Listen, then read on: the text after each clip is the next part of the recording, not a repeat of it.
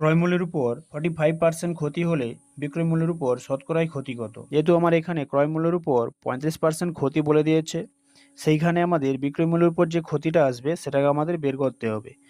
35% ক্ষতি এখানে এইটা দ্বারা শুধু আমাদের কি বুঝতে পারি না, ক্রয় মূল্য যদি ক্রয় মূল্য 100 টাকা হয়,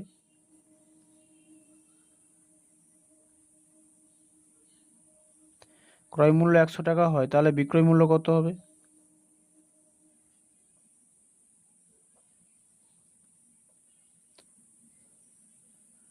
55 টাকা। যেহেতু আমার এখানে 45% বলছে ক্ষতি, এবার আমাদের লাভ কত হবে? সরি, এখানে যে ক্ষতি, ক্ষতি কত হবে না, ক্ষতি সবসময় কি হয়, ক্রয় মূল্য মাইনাস বিক্রয় মূল্য ইকুয়াল টু কত, 45 টাকা ক্ষতি। এবার এখানে আমাদের উত্তর কি চাইছে না, বিক্রয় মূল্যের উপর শতকরাই ক্ষতি কত। তাহলে বিক্রয় মূল্যের উপর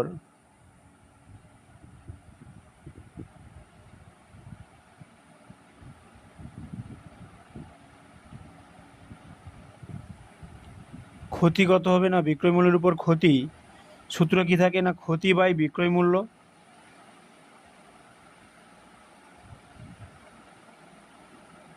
ইন্টু 100%।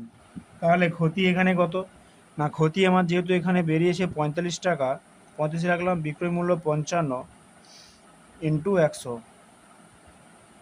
11 5 55, 5 11 55, 5 9 45, তাহলে কত হবে না 900 বাই 11%, 81 পূর্ণ 9-11%।